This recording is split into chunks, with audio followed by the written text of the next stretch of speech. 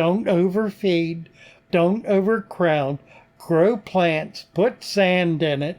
Get a little gunk from outside to seed it and to get the right kind of organisms going. I mean, how simple can it be?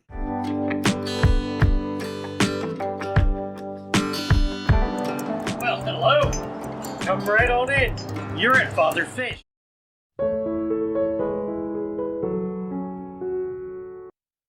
I am concerned about your fish tank.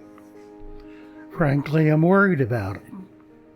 If you have not discovered how to keep a tank and keep it alive, filled with life, then you really are in serious trouble. Because the likelihood is that at some point, everything is going to die. Now, that sounds traumatic, doesn't it?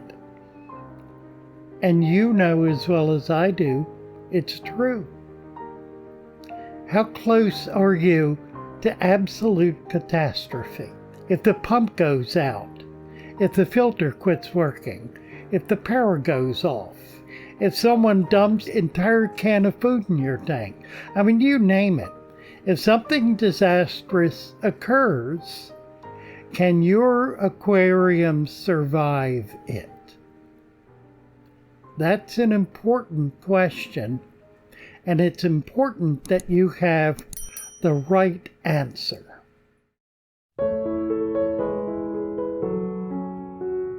In order to be able to maintain an aquarium that is stable, that's healthy, in which nothing gets sick, in which plants are growing, fish are thriving, they're even having babies, if that's what you've been able to achieve, then you're in good shape.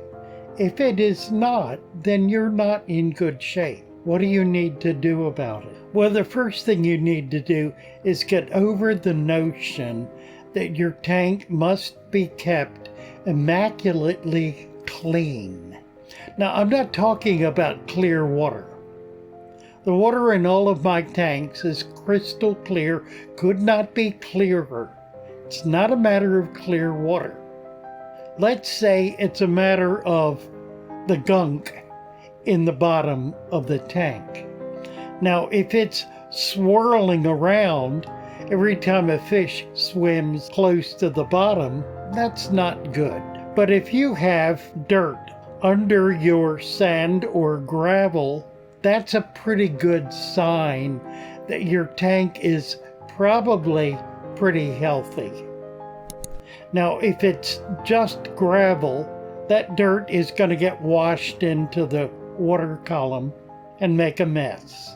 So if you have an inch or two of gravel and you have to go in there and pump it out and clean it all the time, let me give you a hint, a good idea. Get some sand. Now, you want it to be rinsed because you don't want dusty sand. You're going to be pouring it right through the water column, so if it's full of dust, it'll make your tank cloudy, and it could be cloudy indefinitely. But get some sand. About 1 pound per gallon. If it's a 10-gallon tank, 10 pounds of sand. And you're going to put all of that in the tank. It's going to make a layer about 2 inches deep. If you've got gravel, it'll sift down perhaps half an inch, so your total is still going to be about 2.5 inches probably. Get that gravel capped off. That will keep the dirt down inside it. Now, the next obvious thing to do is to put plants in there. If you've got fish that eat plants, then find a plant they don't eat. Not all fish eat all plants.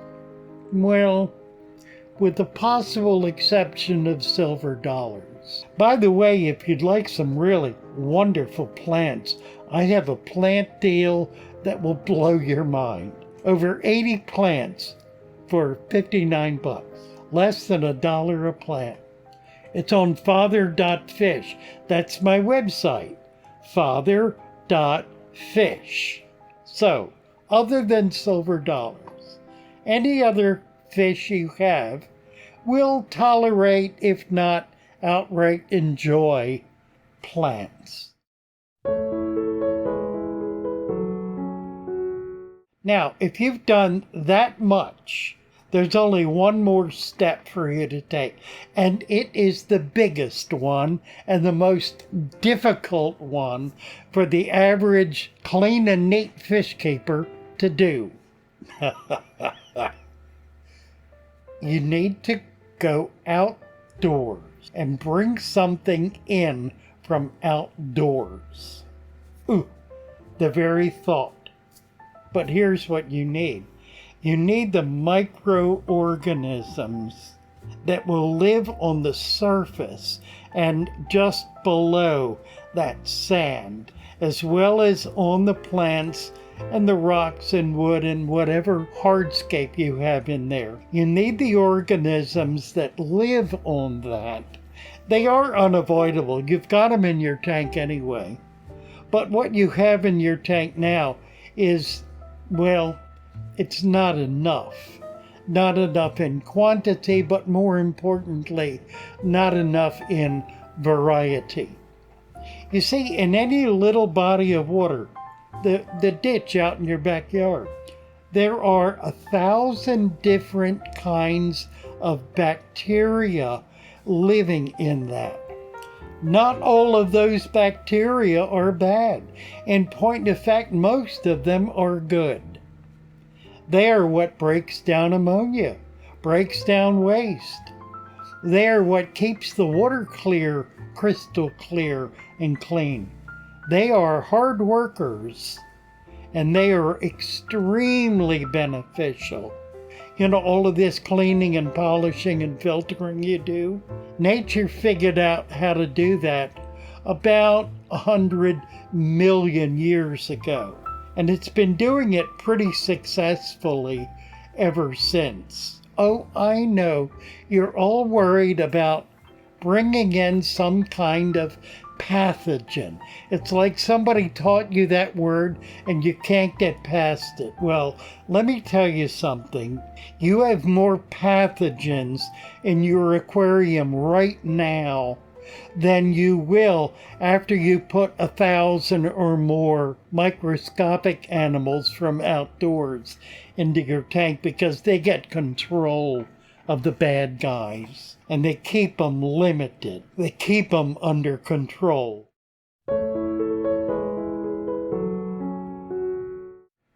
You need to get past the notion that has been sold by an industry that has discovered a way to make you spend money to keep your tank clean, when all you really need to do is leave it alone. Don't overfeed, don't overcrowd, grow plants, put sand in it, get a little gunk from outside to seed it, and to get the right kind of organisms going.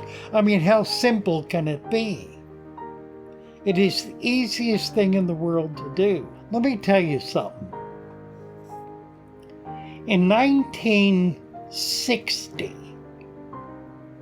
Merle Cohen, who owned Aquarium Products, was dealing with a man in Singapore. His name was Lee Chen Ang. What Lee Chen Ang discovered was how to keep saltwater fish and saltwater coral alive in a tank with no filtration, no water current, no electricity, no light, sitting out in the open. He installed these in outdoor hotel lobbies, and they were filled with life. And Merle brought that technique back to the U.S. and displayed it in the early 60s at a convention called APPMA. It was a Tropical Fish Association. From that, GARF, G-A-R-F, an organization in central Idaho, sitting on top of a thermal vent, began raising coral in open systems with no electricity except the pump that was pumping the water out of the ground. And they worked miracles. What happened next? Next was Amano, Japanese, a nature photographer who discovered he could grow fish and plants in a freshwater aquarium by putting mud at the bottom of it. Amano. After Amano was Wallstead. And then we put it all together. We put sand on top of that dirt. We found a way to empower the dirt with material that would last for years until the tank had fully cycled itself. And we've created aquariums like this one behind me that have been strong and vibrant and virtually untouched for 20 years. Actually, 22 years. You can do it. You can have an aquarium that is as stable as a rock, as healthy as a horse, with fish spawning in it, thriving in it, plants growing in it, and it will take you no effort at all to maintain it. None.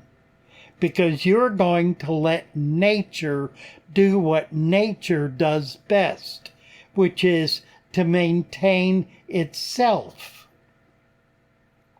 This is a natural aquarium. Join us in our celebration of the natural world. Bye for now.